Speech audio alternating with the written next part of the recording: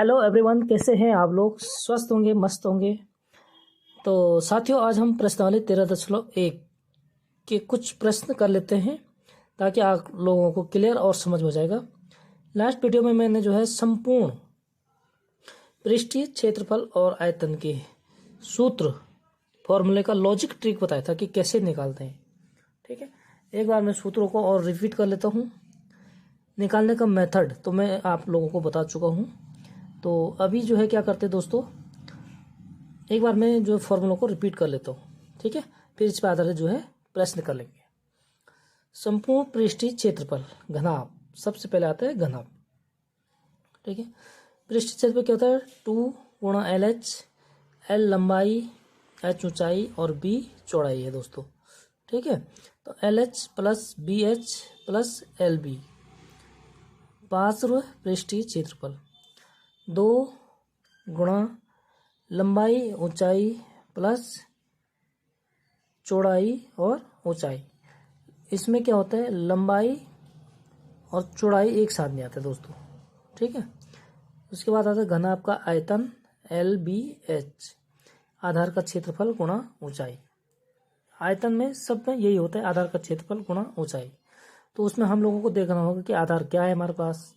आधार हमारे पास वृत्त है या आयत है, उस हिसाब से हम क्या करेंगे बच्चों, उसका क्षेत्रफल निकाल देते हैं। ठीक है, एरिया।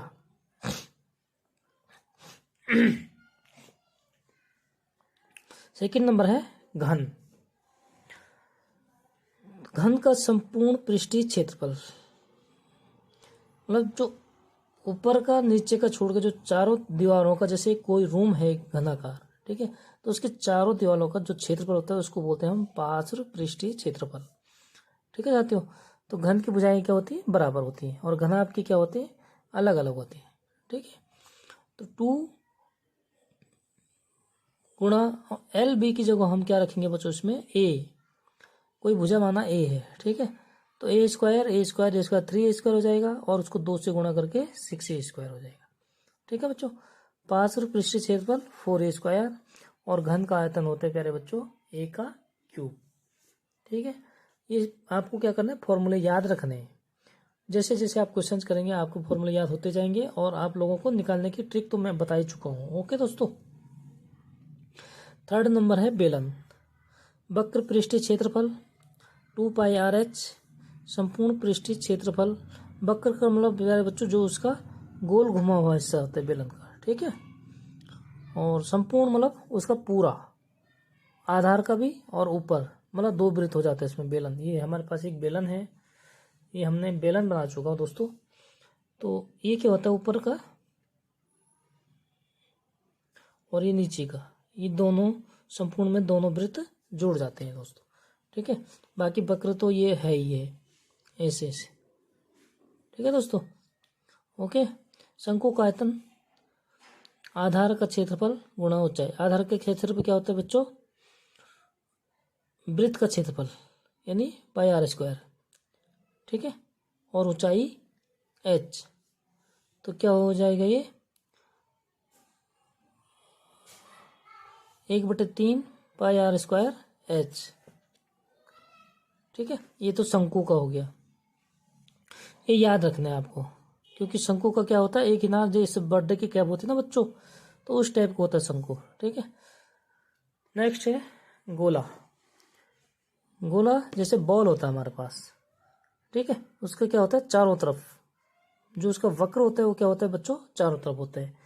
ठीक है, तो ये हो गया पृष्ठीय क्षेत्रफल 4 पाई R स्क्वायर। आयतन होता है 4/3 पाई R क्यूब।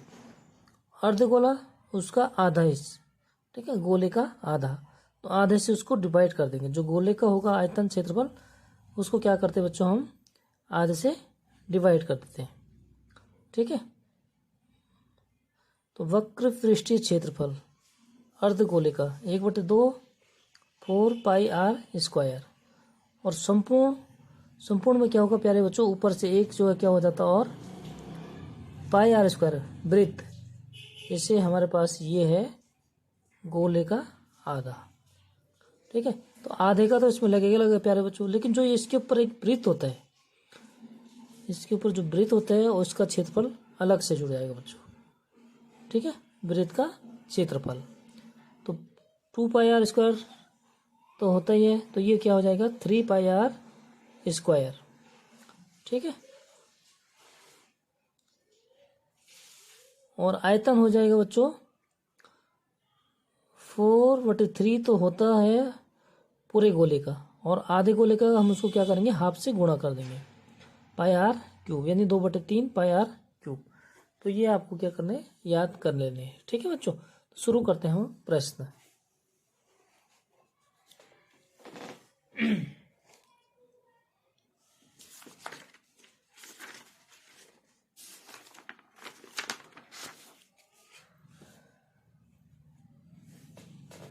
प्रश्नावली 13.1 कक्षा 10 के।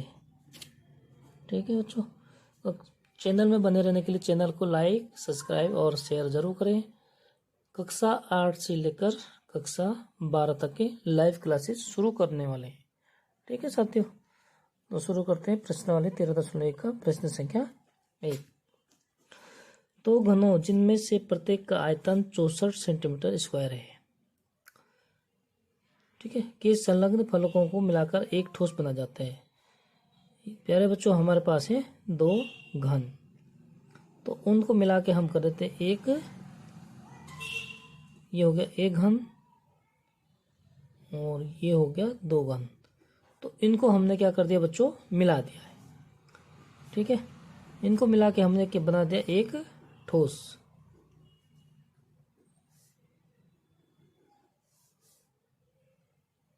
तो एक घन बना दिया और इनको हमने क्या कर दिया बच्चों मिला दिया है। ठीक है, तो 2 घनों को मिला के हमने क्या कर दिया बच्चों एक ठोस बना दिया है।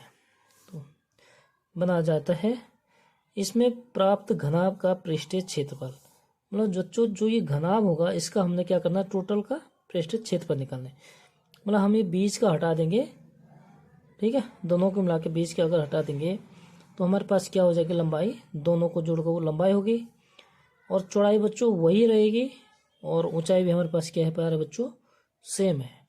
ठीक है, तो हम शुरू करेंगे हल। क्या है घनों का क्षेत्रफल, घन का आयतन। तो घन का आयतन कितना लिख दिया है बच्चों 64 सेंटीमीटर स्क्वायर। क्यूब होना चाहिए, आयतन है तो क्यूब होते हैं। ठीक है बच्चों, क्षेत्रफल में होते हैं स्क्वायर, तो क्यूब। तो प्यारे बच्चों घन का आयतन क्या होता है हमारे पास a³ बराबर 64। तो a³, तो प्यारे बच्चों a बराबर हो जाएगा, a बराबर होगा यानी 4³ 3 का 1/3, क्योंकि 4³ कितना होता है 64। और हम यहाँ से क्या करेंगे बच्चों, ये अगर क्यूब हटाएगा तो इधर 1/3 हो जाता है। ठीक है, यानी कि इसको हम इस हिसाब से लिखेंगे, इस a बराबर हो जाता है, यहाँ पर लगाएंगे 3 और 64 को 4 × 4 × 4। घनमूल निकालना है, तो घनमूल में क्या करते हैं 3 में से 1 लेते हैं। जैसे वर्गमूल में क्या करते हैं बच्चों हम जोड़ा में से 1 को उतार देते हैं, तो यहाँ क्या 3 में से 1 को लेना होता है। ठीक है, तो a बराबर हो जाएगा प्यारे बच्चों 4 सेंटीमीटर। तो जो घन की भुजा है वो कितने निकली 4 सेंटीमीटर। ठीक है, यानी कि इसकी एक भुजा 4 सेंटीमीटर है और 4 सेंटीमीटर है, तो टोटल कितना हो गया बच्चों लंबाई 8 सेंटीमीटर हो गया। ठीक है, और चौड़ाई 4 सेंटीमीटर है, ऊंचाई भी 4 सेंटीमीटर है, क्योंकि चौड़ाई और ऊंचाई तो सेम रहेगी। ठीक है बच्चों, जैसे हम 2 को जोड़ देते हैं तो ऊंचाई चौड़ाई तो वही रहेगी जो है, लेकिन लंबाई क्या हो जाएगी 2 के बराबर हो जाएगी। तो 2 घनों को जोड़कर हमारा क्या बन जाएगा ये एक घनाभ। ठीक है दोस्तों, फिर घनाभ के लिए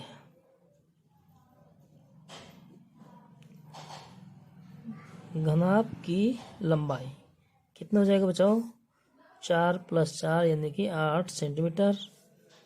चौड़ाई बी बराबर कितना है 4 सेंटीमीटर और ऊंचाई एच बराबर प्यारे बच्चों 4 सेंटीमीटर। ठीक है, इतना क्लियर हो गया। अब हमें क्या पूछ रहा हो, घनाभ का पृष्ठीय क्षेत्रफल ज्ञात कीजिए। दोस्तों तो घनाभ का पृष्ठीय क्षेत्रफल क्या होता है, पार्श्व नहीं पृष्ठीय मतलब घनाभ का कितने पृष्ठ हैं, तो टोटल कितने पृष्ठ होते हैं घनाभ में 6 पृष्ठ होते हैं। आपको बताया था 6 पृष्ठ होते हैं। ठीक है, उसके 6 सतह होते हैं मतलब, तो टोटल का निकालना है पृष्ठीय क्षेत्रफल क्या होता है घनाभ का। तो हमें सूत्र याद होना चाहिए, 2 लंबाई l b plus b h और प्लस एल एच, लंबाई गुणा चौड़ाई, चौड़ाई गुणा लंबाई और लंबाई गुणा ऊंचाई। ठीक है दोस्तों, चौड़ाई ऊंचाई फिर लंबाई और ऊंचाई। ठीक है, ये होता है घनाभ का पृष्ठीय क्षेत्रफल। तो इसमें हम मान रख लेंगे 2 एल कितना है प्यारे बच्चों 8 b 4 plus b 4 h b 4 और लंबाई 8 गुणा एच ऊंचाई 4 प्यारे बच्चों। तो इसको हम गुणा करेंगे, 8 चौको 32 प्लस 4 चौको 16 प्लस 8 चौको 32, यानी कि 32 32 64 और 64 और 16 होता है प्यारे बच्चों 80 और 80 2 गुणा 80 ब्रैकेट का मतलब होता है प्यारे बच्चों गुणा, तो ये हो जाएगा 160। ठीक है, क्या हो जाएगा 160 क्षेत्रफल है तो सेंटीमीटर स्क्वायर। ठीक है दोस्तों, तो ये हो गया हमारा आंसर। पर बहुत आसान से सवाल है, अगर आप लोगों को कहीं पे भी कोई भी दिक्कत होती है तो आप लोग कमेंट में पूछिए, आपका कमेंट में रिप्लाई कर दिया जाएगा। ठीक है, लेकिन चैनल को सब्सक्राइब और दोस्तों के साथ ज़रूर शेयर करें दोस्तों, जल्दी जल्दी, क्योंकि एग्ज़ाम बहुत करीब हैं। ठीक है, प्रश्न संख्या 2 देखो, प्रश्न संख्या 2 पढ़ते हैं, क्या लिखा है। कोई बर्तन एक खोखले अर्धगोले के आकार का है।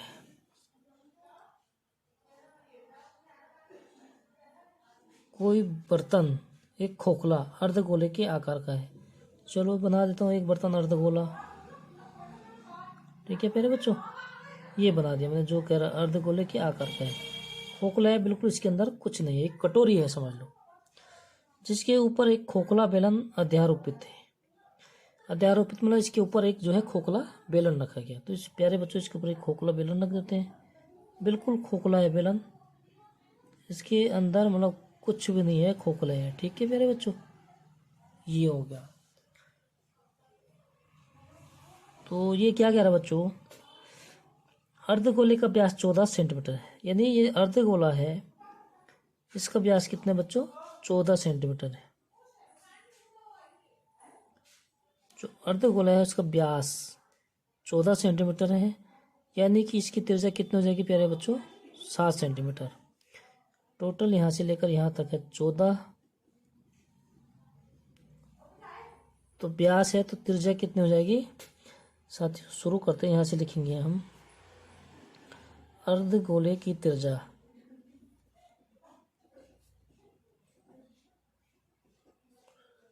त्रिज्या क्या होता है व्यास बटे 2। ठीक है, यानी 14 बटे 2 बराबर 7 सेंटीमीटर।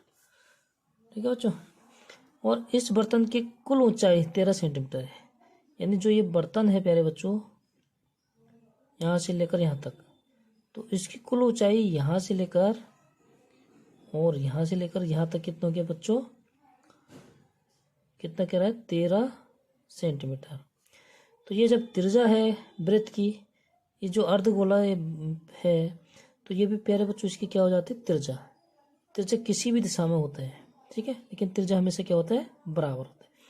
तो यहाँ से लेकर यहाँ तक भी कितना हो जाएगा प्यारे बच्चों 7 सेंटीमीटर। ठीक है, और टोटल है हमारे पास ही कितना, यहाँ से लेकर यहाँ तक 13 सेंटीमीटर है। तो बेलन की जो ऊंचाई हो जाएगी प्यारे बच्चों h, वो कितना हो जाएगा, भाई बेलन की ऊंचाई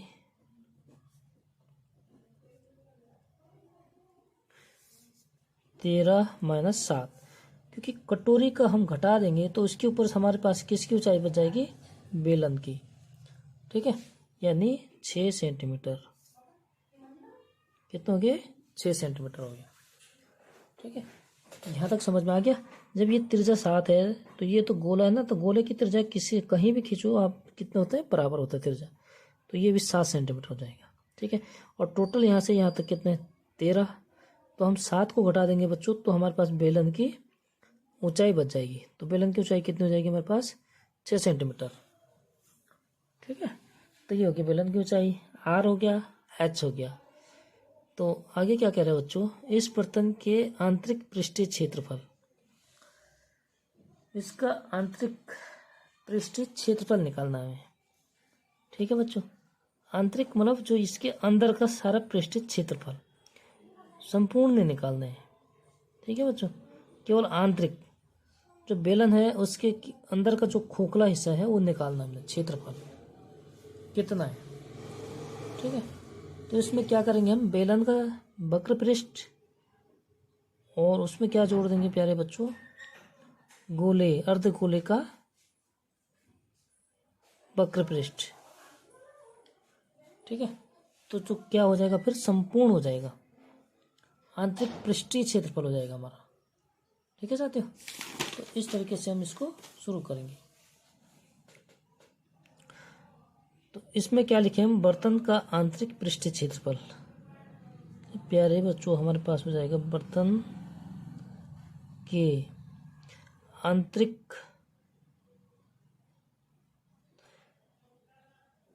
पृष्ठीय क्षेत्रफल।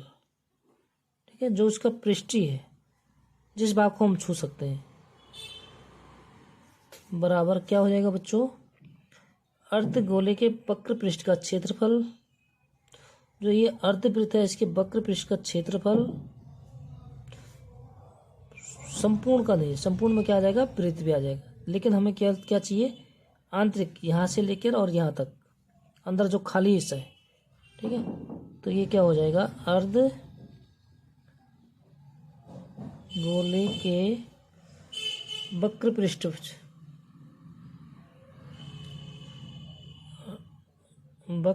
क्षेत्रफल, और उसमें किसका, बेलन का वक्र क्षेत्रफल।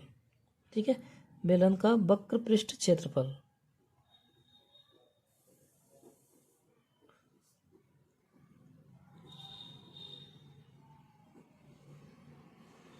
ठीक है बच्चों, तो इसमें हमारे दोनों का जुड़ जाएगा, बेलन का भी और अर्धगोले का भी। तो इसका सूत्र लगाते हैं, अर्धगोले का वक्र पृष्ठीय क्षेत्रफल क्या होता है बच्चों, मैंने बताया था अर्धगोले का वक्र पृष्ठीय क्षेत्रफल ये क्या है, 2πr²। ठीक है बच्चों, तो ये हो जाएगा 2πr² प्लस बेलन का वक्र पृष्ठ का क्षेत्रफल क्या होता है, 2πrh। ठीक है, इसके वक्र पृष्ठ का क्षेत्रफल, तो वक्र पृष्ठ का क्या हो जाएगा, एक तो ये क्या हो गया, परिधि।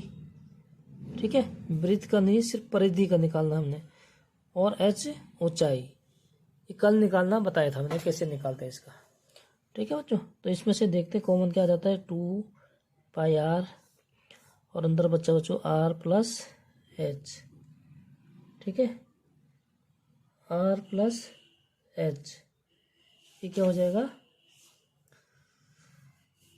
कॉमन आया और बाकी अंदर बच गया r + h। इसमें मान पुट कर देंगे बच्चों हम, पाई का मान होता है 22/7 और त्रिज्या r है हमारे पास 7 + h का मान है प्यारे बच्चों 6 सेंटीमीटर। 7 से 7 क्रॉस हो गया, ये हो गया 13, यानी 2 × 22 × 13। तो इसको हम गुणा करेंगे बच्चों, तो ये हो जाएगा हमारे पास 572 क्षेत्रफल है, इसलिए सेंटीमीटर स्क्वायर, यानी वर्ग सेंटीमीटर। ठीक है बच्चों, तो ये हो गया प्रश्न संख्या 1 और 2। तो बच्चों वीडियो में बने रहने के लिए वीडियो को सब्सक्राइब जरूर करें। सब्सक्राइब बिल्कुल भी नहीं बढ़ रहे हैं, लाइव क्लासेस शुरू करनी है जल्दी से जल्दी, इसलिए जल्दी से सब्सक्राइब करें और वीडियो को बिल्कुल पूरा देखें। आधा देखो तो बिल्कुल भी समझ में नहीं आएगा प्यारे बच्चों। ठीक है, मिलते हैं नेक्स्ट वीडियो में, तब तक के लिए जय हिंद जय भारत।